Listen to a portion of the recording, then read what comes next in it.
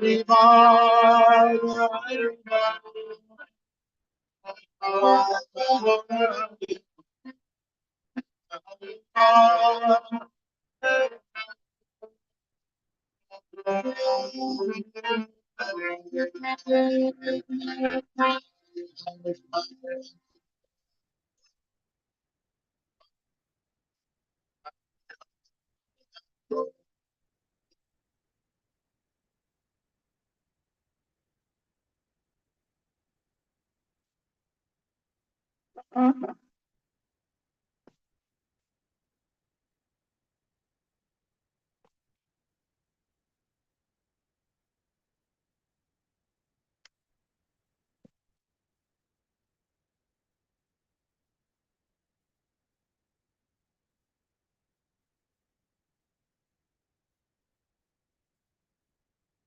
night of Srila Prabhupada's lecture at the University of Nairobi, 2,000 African students filled the auditorium, with hundreds more standing outside to look into the doors and windows.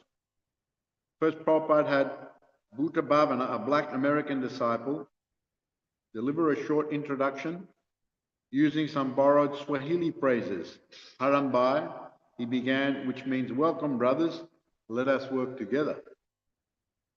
And Prabhupada spoke. Very intelligent, how to engage with the local people. Got one of his American black disciples. The whole world is simply hankering and lamenting. You African people are now hankering to be like the Europeans and Americans. But the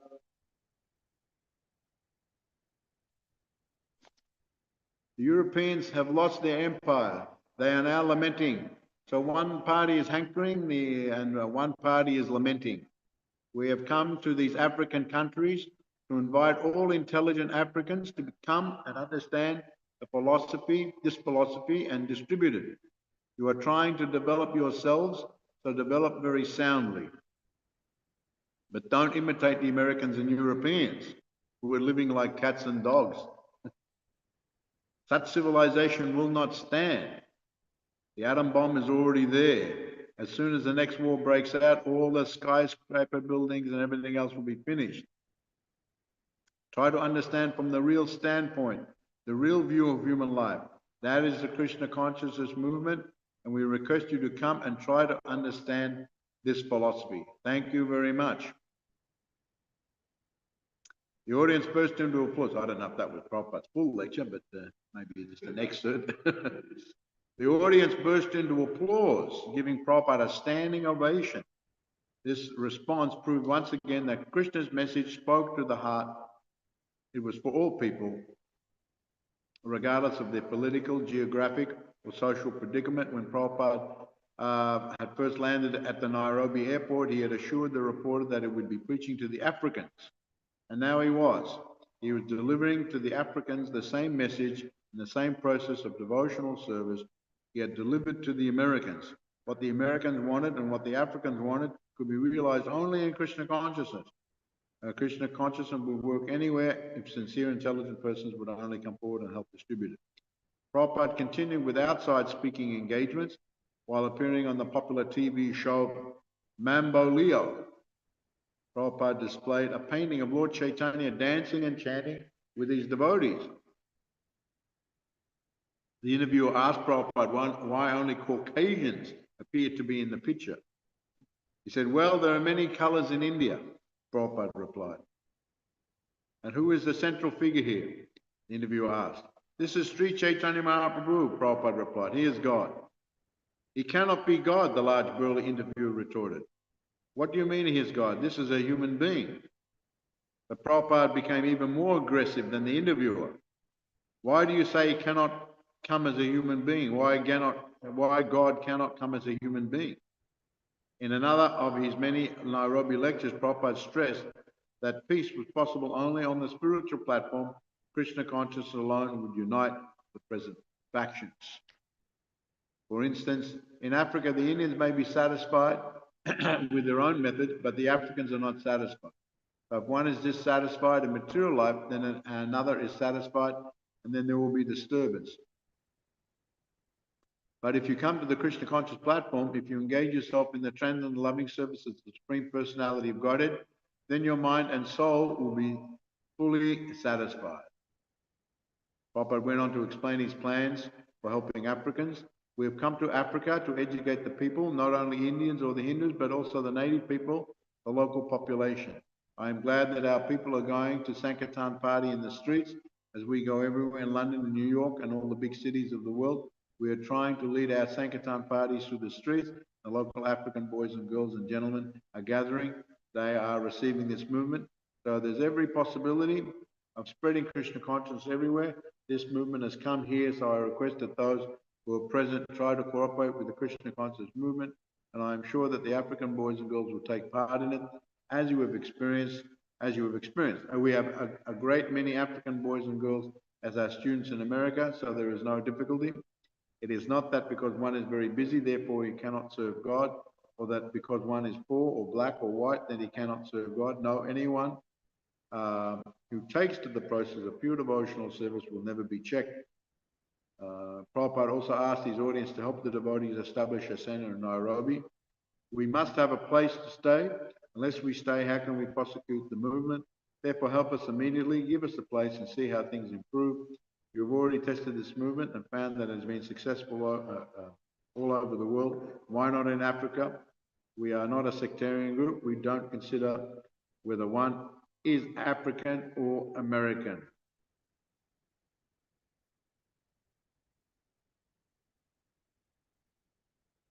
Jai Srila Prabhupada ki jai.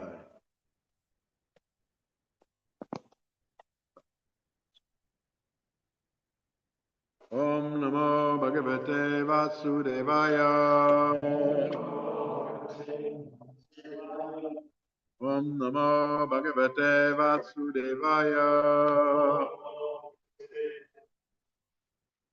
Om Namo Bhagavate Vasudevaya.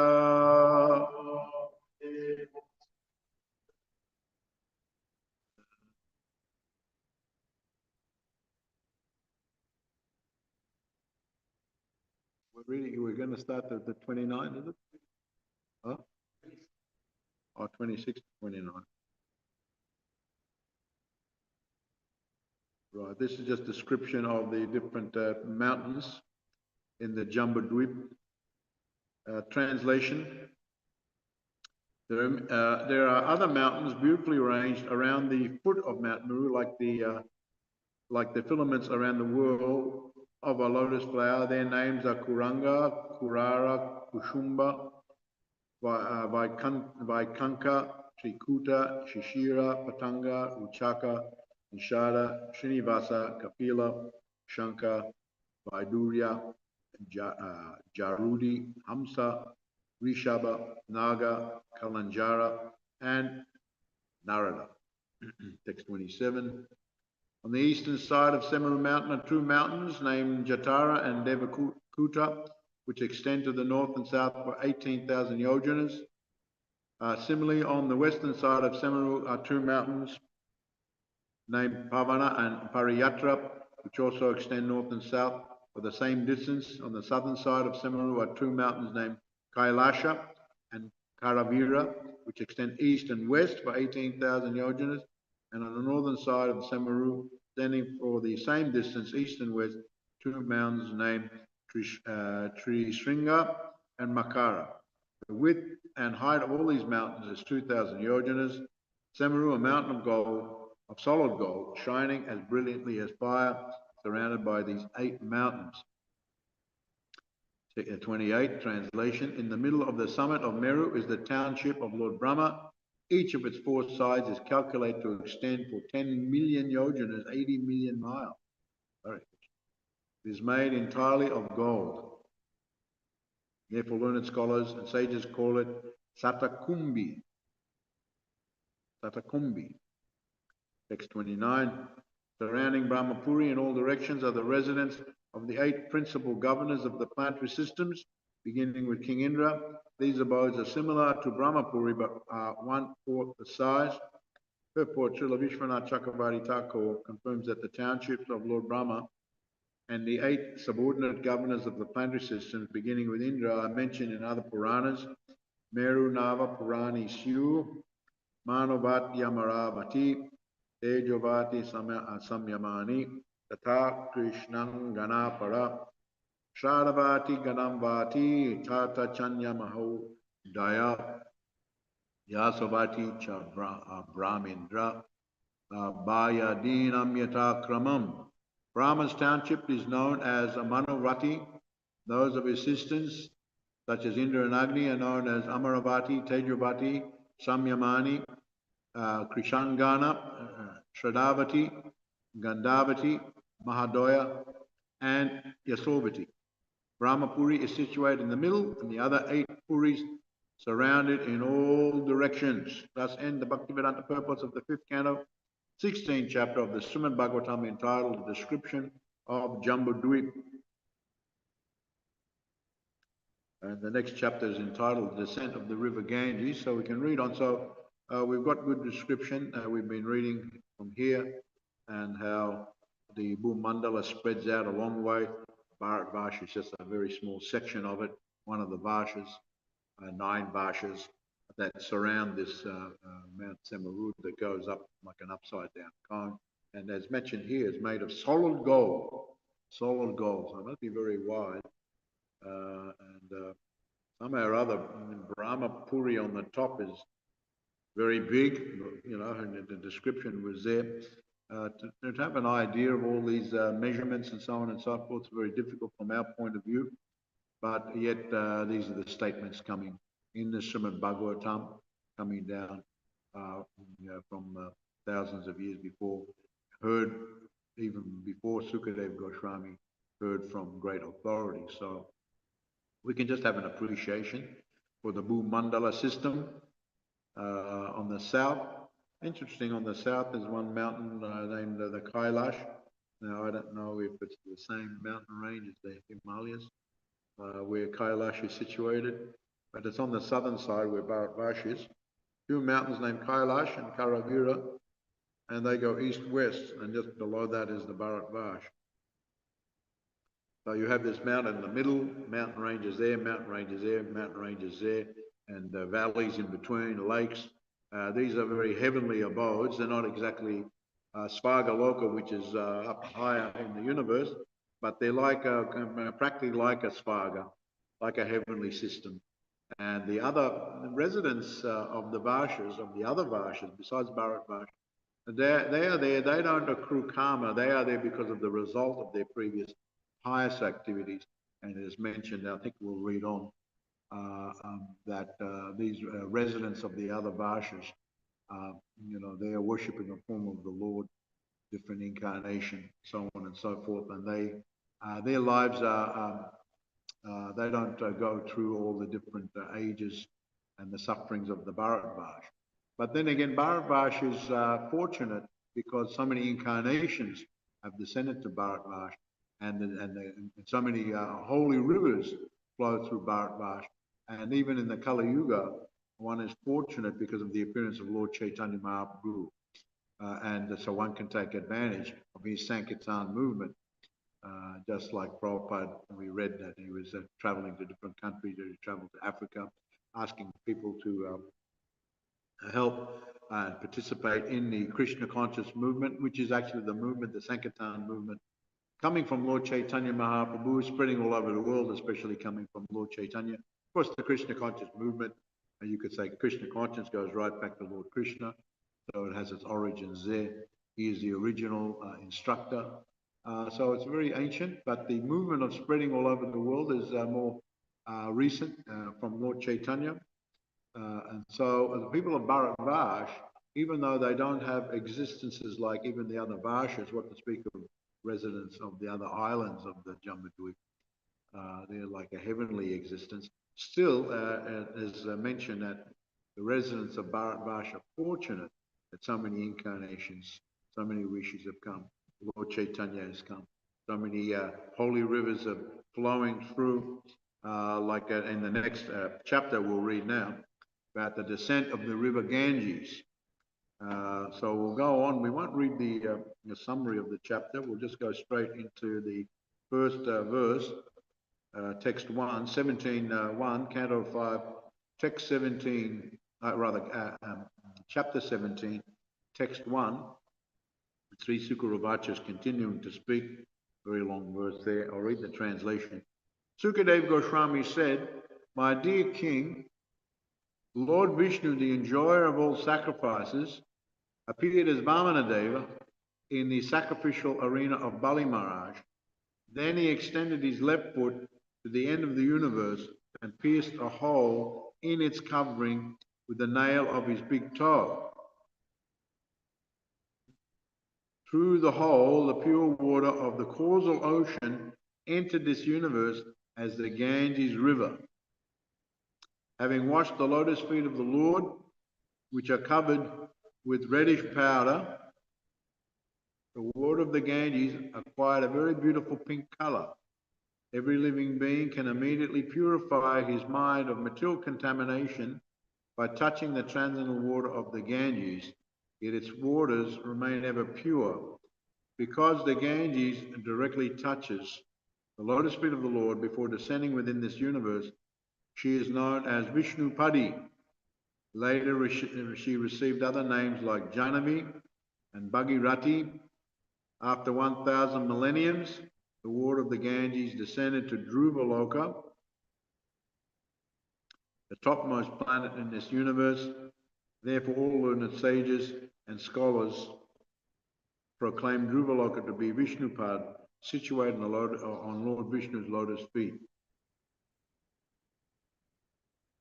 Purport. In this verse, Sukadeva Goswami describes the glories of the Ganges River. The water of the Ganges is called Patita Pavani, the deliverer of all sinful living beings. It is a proven fact that a person who regularly bathes in the Ganges is purified both externally and internally. Externally, his body becomes immune to all kinds of disease, and internally, he gradually develops a devotional attitude toward the Supreme Personality of Godhead.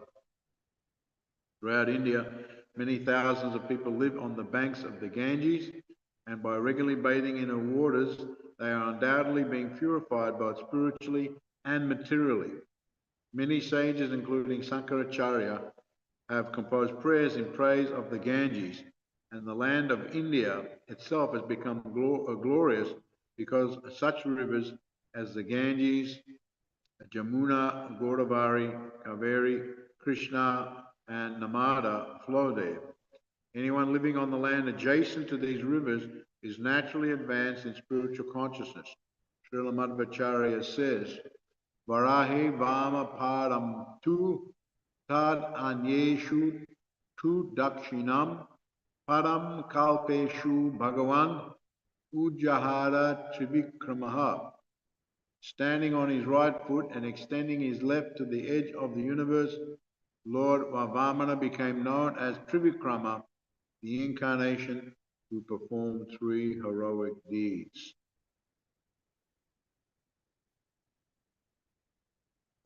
So here's now the beginning of the description of the Ganga coming into the world.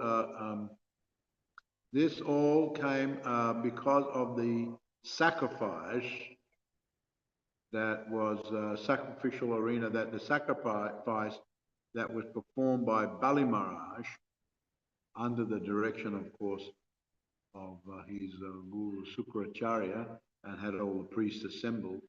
And so this yajna was there. We know there's a very famous story of Bali, how he had conquered the universe.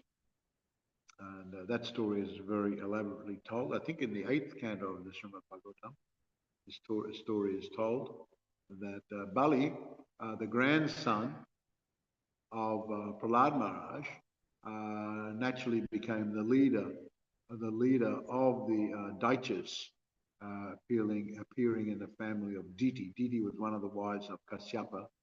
Kashyapa had many wives, and Aditi, and one was Aditi. She is known as the mother of the Devas, and Aditi, and Diti, the Daitya with Hiranyakashipu and Hiranyaksha and so on. And so Prahlad appeared, of course, as the the son of Hiranyakashipu, and now Virachana, and then he was the son of Prahlad, and then now Bali Maharaj took that position as the leader of the Daityas, and under obligation, the Daityas are always trying to conquer over the Devas. They were defeated, and actually the story is that on one such battle, Bali Maharaj he died, but his body was intact, and many soldiers died against the Devas. And Sukracharya actually brought back Bali Maharaj to life, and many of the soldiers brought back to life. And Bali Maharaj, under the auspices of Sukracharya, Sukracharya, performed one. He chanted mantras. He gave Bali Maharaj a kavacha, an invisible kavacha, which there's a good description of this story, as I said in the 8th canto, that he became invincible. He was glowing like the sun because of the kavacha that was given, a shield of protection and a shield of empowerment with lots of tejas given under the auspices of the Brahmanas and headed by Sukracharya. And so then he headed the army and again attacked the Devas. And this time, when Indra was there and looked out to see this advancing army and Bali Maharaj coming forward, shining effulgently, I think that the story goes that there wasn't even a battle. They just left because they were inquiring what is the situation, and responded, "Oh, they have now got the protection of the Brahmanas. This Bali Maharaj will be invincible." Now, I can't remember whether they went to Brihaspati or forget who was telling them like that. But they said they will be invincible now because they're under the protection of the Brahmanas. So better, you won't be able to defeat Bali Maharaj, and you won't be able to defeat them. So better for the time being, whilst this is the situation, you go into hiding. So Bali Maharaj was able to come in and occupy the throne of Indra and perform many different ceremonies and yagyas. So on one yagya that he performed, he was at the end of the he was giving in charity, and of course Lord Vamanadev appeared, and he came there to get some charity. He appeared as a dwarf brahmana, as like a young brahmachari, and to get some charity from Bali Maharaj. So this is the story here that's related here. Very interesting. This story is very nicely told, and Lord Vamanadev was going there, and so many brahmanas were going there to receive charity from Bali Maharaj. And Lord Vamanadev was also going there, and he had this big umbrella as he was walking, and a very funny description. He was very small, and the umbrella was very big. The brahmanas saw this figure walking ahead of them, and all they saw were these two little feet walking underneath the umbrella, and he was going very, very quickly. So they were thinking, "Oh, who is this going ahead of us to go to see Bali Maharaj to get the charity?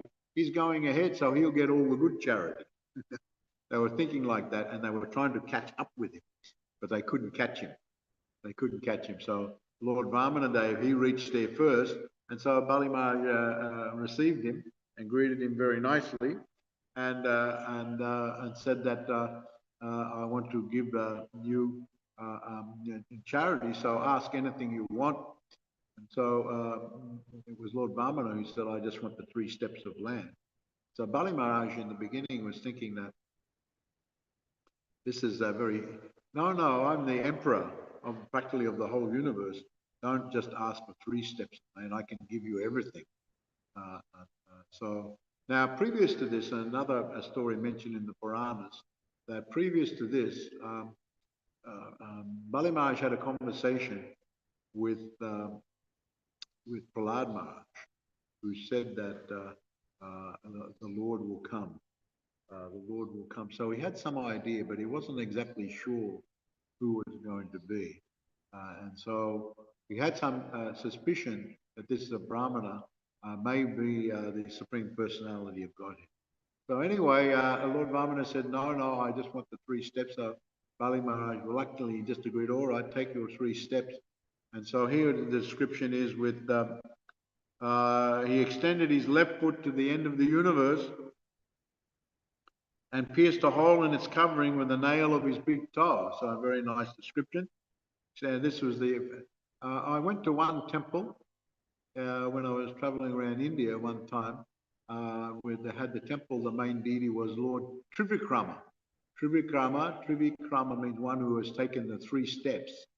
And it had a deity of Lord Trivikrama. You had to go, and it had a big dome, and it had a deity of Lord Trivikrama. And the deity was very big. You had to go and look up in the dome because he was the deity was extending his foot, and the foot was going high in the dome, well, right to the top of the dome. They said they made the deity like that. I forget where it was now. It's so long ago. Huh? Hyderabad? Oh, you've been there, is it? Yeah. So, you know, it was very wonderful to see that deity, Lord Trivikram. Not very common, this one, not very common. And so Lord Trivikram taking the 3 steps of land, the incarnation of the Supreme, he expanded himself. He actually expanded himself. And so a very specific description here given, they extended his left foot. And so his right foot was still standing and his left foot extended, and the covering on the nail on his big toe, very specific, was the nail on the big toe of the left foot. I remember one time one new devotee asked me, which foot, Maharaj, was was it the right or was it the left one? So here the answer is given. It was the left one, and it was the toe, and it was actually the nail of the toe. The nail of the toe pierced the covering of the universe. So this is very incredible in itself, because we've been reading about the planetary system, the universe, and the Bhumandala, and all the different higher planets and the lower planets. And above the Brahmaloka, of course, are the coverings of each of the universe, of this universe and every universe, starting with earth, then going to water, then going to air, then going to fire, and each one 10 times thicker than the other one. And so it's practically the covering of the universe is huge. You know, I remember reading about this before, and we kind of calculated that the inner position of the universe is very small. The opening inside the universe is very small compared to the huge shell that's covering the universe. It's like these huge layers are covering this inner core. So it's totally encased. The universe we're living in is totally encased by these layers. So when the scientists are looking in their telescope and they're saying, oh, we're seeing different universes, they're not seeing different universes. They're seeing many stars and whatever, but they're not going out of this one universe. You can't see out of this one universe. The universe is covered with layers of elements. And so interesting. So they're not seeing other universes. They say, oh, so many universes, and we're seeing so many galaxies and universes. No, you're not seeing out of this one universe. And there are many, countless numbers of universes outside of this one. Apparently, from the description in Brahma Samhita and other Shastras, this universe is one of the smallest ones. One of the smallest ones. There are other universes that are more gigantic in size. But anyway, who can pierce through the elements? Who can even get to the elements? You have to go above Satyaloka, and what to speak of going through the elements. But Lord Vishnu, of course, Lord in the form of Lord Vamana, was able to just pierce his toe. And of course, all the universes are floating. The Brahma Samhita is a good description. They come out of the body of the Mahavishnu. Karanadakshay Vishnu, Mahavishnu creates, water comes from his own body. That's called the Karanajal, and he's sitting on Anantasesh and lying in the ocean. He's lying on Anantasesh, lying in the ocean, and all the universes come from all the pores of his body, and they come out in clusters. And their description, if I remember correctly in Brahma Samhita, just like foam comes out in clusters and floats on the water. Foam comes out in clusters and floats on the water. And so the universes are floating in clusters going out. And so that ocean is directly coming from the Supreme Lord, the Karana Jal, sometimes known as the Viraj. The Karana Jal. So that water is spiritual. It is from the body of the Supreme Personality of Godhead.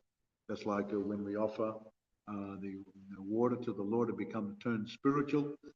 This water, of course, that water we source from outside, and then we offer and becomes spiritual. But of course, all the energy comes originally from the Supreme Lord. But this is very direct. This Karanajal comes directly from the body of the Mahavishnu. And so they went right up there, pierced all the coverings, and then it flowed over the lotus feet or the lotus foot of the Supreme Personality of Godhead. So it was a hole there, and it is covering the nail of his big toe. Pierced a hole in its covering with the nail of his big toe. Through the hole, the pure water of the causal ocean entered this universe as the Ganges River. At that time, now I'm not sure if the hole is still there and that water is still coming in even to this present day. But at least at this time, Lord Vamanadev had extended his foot. We know the story that the second step he went covered the lower planetary systems, and in the third step he said, "Oh, now you promised me 3 steps." He spoke to Bali Maharaj. "You promised me 3 steps. Where shall I put my third step?" And the description is that actually Bali Maharaj was totally confused. He didn't know how to answer, and the description was that actually it was Bali Maharaj's wife, Vidyavali, I think her name. She actually suggested, "Why don't you offer your head to the Supreme Lord?" She's very intelligent, very devotional. And she said, "Offer your head." So the Lord was very pleased how Bali Maharaj totally surrendered to even going against the advice of his guru, Sukracharya, who advised him, "Oh, this is Lord Vishnu, and he's going to cheat you and take everything." And he even went in the Kamandalu, the water pot that they were meant to purify the hands and everything. He went in the what's it called there, the spout of the Kamandalu, and blocked it. And it's mentioned that Lord Vamanadev he came and poked some grass or something in there, kusha grass in there or something, and poked the eye of Sukracharya. And then he went out. He had to come out. He's got mystic power. He can go very small. So he poked the eye. So he's got a damaged eye. Sukracharya apparently from that time has got a damaged eye due to the poke of Lord Vamanadev. So he got the mercy of Lord Vamanadev and got with the poke in the eye. Any touch of the Supreme Lord is mercy, whether you get the hand on the head or whether you got a poke in the eye. Sometimes it's given differently. Anyway, so this is the situation. So even though he was going against the advice of Sukracharya, but Sukracharya was advising him to go against giving in charity to Lord Vamanadev. And so how one can follow someone who says like that. But Bali Maharaj, being very intelligent, he disagreed, and he just know whether he's Vishnu or whether he's anyone. He said like that. He's come and he's asked for charity. I have to give it. He's asked for charity. Maybe I will lose everything, but whatever the situation, I have to give it. That is my duty. So he gave all sorts of reasons. So he gave that, and then he offered his head, and Lord Vishnu was, and not only that, he surrendered completely. It's a very wonderfully told story. I always remember this story, that because he surrendered, the Lord had Garuda come and tie him up. You've surrendered to me like someone in the battle surrenders to and is defeated. So Garuda actually tied him up, fully surrendered. So Bali Maharaj just accepted it. But of course, we know that the Lord later said he benedicted Bali said, you will always remain my devotee, and you will now rule over the Suttala. The Suttala planetary system, Atala, Vitala, Suttala. We go down the lower planetary, which is like a heavenly planet, but on the lower situation. And it is said that actually Bali Maharaj will become, he'll take the position of the next Indra. At the end of the reign of this Indra, there's all different personalities who come up to be the Indra, and it is said that Bali Maharaj will come up and he'll go into the position of the next Indra. So this is Bali Maharaj. So this story is mentioned here, and then so the Ganges comes down. It is a Karana jar water. It's not ordinary water, and washed the lotus feet of the Lord. Was covered with reddish powder. The water of the Ganges acquired a very beautiful pink color.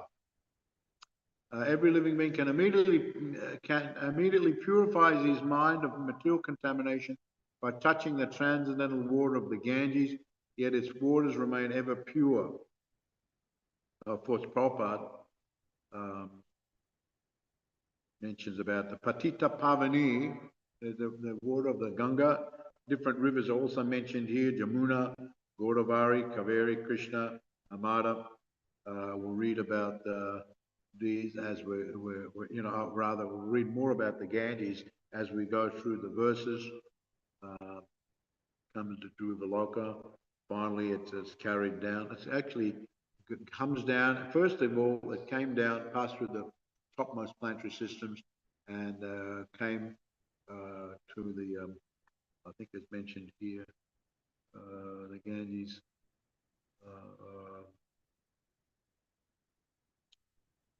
Accepts the water on his head with great devotion.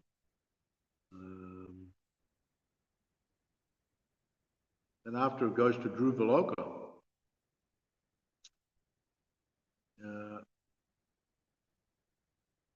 washes the lotus feet, accepts the water on his great devotion and constant thinks. So this is the next verse, reading ahead a little bit here. And then it's carried, it goes to the moon, and then it's carried to the different planetary systems. And then finally it comes to the earth, being brought by the prayers and tapasya of Bhagirath. There's a whole story there about Lord Kapila Dev, how King Bhagirath brought the Ganges to this world, and she's known by different names. But the water of the Ganges is very purifying, both externally and internally. Prabhupada goes to far as to say here that even externally, you bathe in the Ganga every day, you can be immune to all sorts of disease if you regularly take bath. Unfortunately, superficially, there's many pollutants in the Ganga, and especially in the Jamuna, and so on, because of industry waste and so on. So especially they have to be, but underneath it all, if you can find a nice area, still even externally, it's very beneficial. And internally, because of the purifying nature, if anyone who lives even nearby the Ganga, Prabhupada says throughout India, many thousands of people live on the banks of the Ganges, and by regularly bathing in the waters, they undoubtedly become purified both spiritually and materially. This is the benefit of bathing in such holy rivers. They're coming from the causal ocean, originally coming through all the planetary systems, carried from one planetary system to another, and when it gets past the moon, and then comes down to the earth, and comes down to the earth and flows down Gangotri, and it comes down and goes to right out there. And the Bhagirath was leading the Ganga. She's known as Janavi, Vishnupadi. A whole story about the sage Janu, when the Ganga was roaring past his ashram. He was disturbed in his meditation, so he's got mystic power. He drank the water of the Ganga, and Janu Rishi drank the water of the Ganga. So Bhagirath prayed to him, please, I have to bring, because there's a whole story of how the sons of King Sagara were looking for the horse. King Sagara was doing Ashrameda Yagya. Indra stole the horse and left him at the ashram of Lord Kapila, thinking that they won't find him there, but they were able to track it down. And they saw Lord Kapila, thought he must be the thief. but actually it was Indra who put the horse there. And so they wanted to attack Lord Kapila, but then Lord Kapila opened his eye and burnt them to ashes. So then because they burnt to ashes, they didn't have any offering of Ganga or ceremony. They remained in limbo. So many had tried to come, all the forefathers and all the descendants of the King Sagara tried to do something about those boys that were burnt to ashes, but were unsuccessful. Lord Kapila said that the water of the Ganga must be brought here. So it was Bhagirath, through his austerity and penance, was able to make arrangement to bring the Ganga. So then he prayed to Janu, and Janu instead released it from his ear. Some stories like that. And then, so since that time, she's known as Janavi. She's flying over the water of the Lord. So therefore, she is known as Vishnupati. And so so when you go to India, anywhere you can go to be in the presence of any of these holy rivers, it's so beneficial. Ganges, Jamuna, Godavari, Kaveri, Krishna, Narmada, these are very holy rivers. One can go and take a dip, offer obeisances, put the water on the head. It's very, very wonderful. You go to Vrindavan, you can bathe in Jamuna. You can go to Govardhan as Radhakund, Shamkund. You take the holy dip, or you just put the Prabhupada actually told to put the water on our heads like that. So miraculous effect. Even some people don't know exactly what the position is, but still they will be purified. So many sinful reactions are cleansed from taking the dip. Of course, people go out and commit more sinful activities. But Bharatvash is very fortunate because of all these things. So many incarnations and so many holy rivers. They can very quickly, advance in the Krishna consciousness because of these situations. Its waters remain ever pure. This has become very famous because of this situation. Not an ordinary river, but a very special river. Hare Krishna, thank you very much for coming to the class today. Does anyone have any question or comment in regard to what we've been reading here? Hare Krishna, right? There was a question in the last class which I forgot to ask. So the question online was, current natural opulence, the current natural opulence is because of the chanting of the Hare Krishna Mahamantra. So they're asking that is the current natural opulence because of the chanting of the Hare Krishna Mahamantra? Other faiths, what? Or other faiths also contributing? Other faiths, like other religions, are they also contributing to the opulence, or is it just the Mahamantra? Well, if someone is actually a follower, we took Prabhupada. I remember one time he came in 1974. We took him out to San Franciscan monastery, and they very kindly welcomed Prabhupada, and he gave a lecture there. So he very much appreciated them. They gave him offering of fruits, and he accepted. And I remember one question was asked about in St. Francis. They said he had a view that everyone has our brother and sister, even the trees and the different different entities around. Everyone should be. And Prabhupada actually said this is true God consciousness. To see everything like that, everyone as a brother and sister, even the trees and the plants and so on and so forth, they're all related to us. So he very much, so if someone is following very nicely, they can contribute to bringing an auspicious atmosphere. Unfortunately, these days, in the how many of the followers are actually following just nicely, and how much of effect it will have. In some cases, in the name of the religion, they are fighting with each other and committing violence and so on and so forth. So this is a very detrimental effect. But if someone, even from another faith, follows purely as taught by Lord Jesus and Muhammad, taught very purely, then there can be a nice effect. But especially in this age, Nasteva Gati Aniyata, there's no other way, no other way. You know, what is that verse? Harinama, Harinama, Harinama, Eva Kevalam, Nasteva Gati Aniyata, to attain perfection in this age, to become liberated in this age of Kali. There's no other way really. The Hare Krishna mantra is especially empowered, given to us especially by Lord Chaitanya Mahaprabhu, and empowered to liberate everyone. And the more, according to how one takes it up, can very rapidly become liberated. So this process of Krishna consciousness is the prescribed the Sankirtan for the age of Kali. Others may have some contributing factor, but the main opulence or contributing position of gaining spiritual opulence and even material opulence comes from this Sankirtan movement, especially this chanting of Hare Krishna Maha Mantra. So other contributions may be there depending on what they're doing, whether they're pure or impure.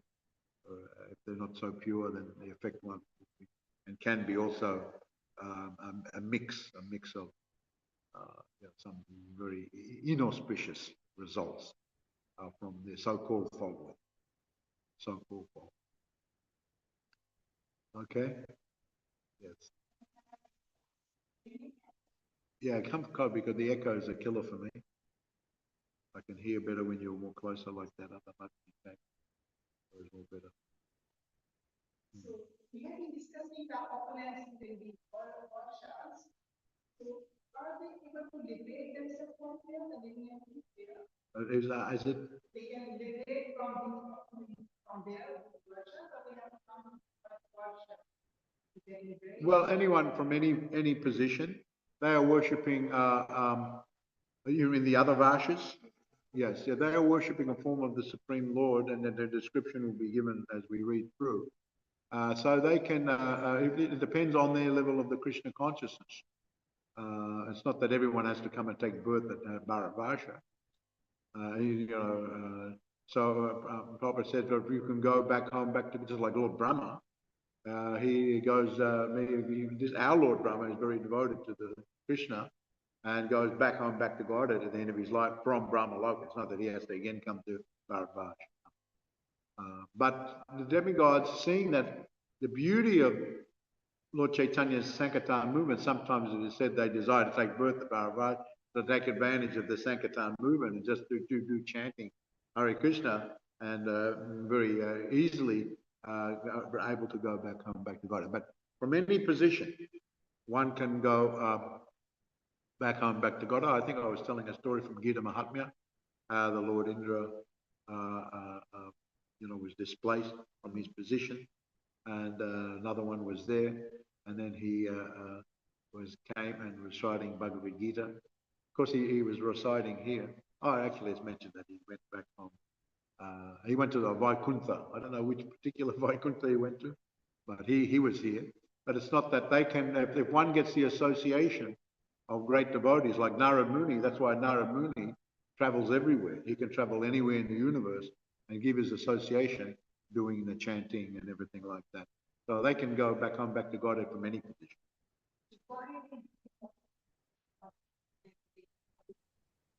Yeah, because we're taking birth in the Bharatvarsha, so it's very important to us. Yeah, for us, that we're fortunate. Yeah, but other Varshas not. They've got their own system of worship, and depending on their position, they can be elevated to even more higher planetary systems to continue on, because their Varshas are on the Bhumandala. They can go to the Svarga, or if they're very advanced, they can go back.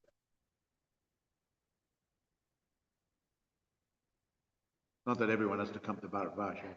You're in the other Varsha, no, you have to come here. Oh, you can from there. You can become liberated from your position. First take birth Bharat Varsha, then go back. Yeah, yeah, yeah, yeah. Yeah, exactly. Yeah, very good. Jai Ho Ghosh, Srila Prabhupada ki Jai, Go Premanandi, Hari Hari Bol. His Holiness Ramai Swami Maharaj ki jai.